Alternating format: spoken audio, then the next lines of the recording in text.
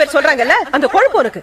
முதல்ல போய் பாலா கிட்ட மன்னிப்பு கேளு. இல்ல எப்பவுமே இப்படித்தான் திரும்ப திரும்ப அடி வாங்கிட்டு இருக்கேன். இந்த வாட்டி யாரு? கவிதை சொல்றவனா இல்ல ஆர்கெஸ்ட்ரால தபலா வாசிக்கிறவனா?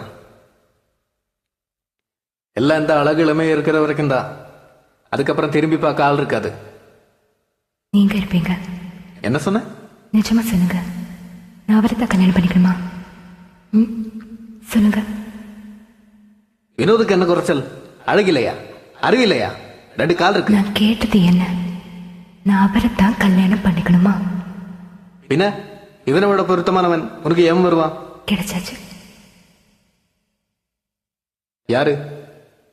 எனக்கு தேவை பாட்டு பாடு போல பிளேயர் அல்ல. எனக்கு வேண்டியது நீங்க.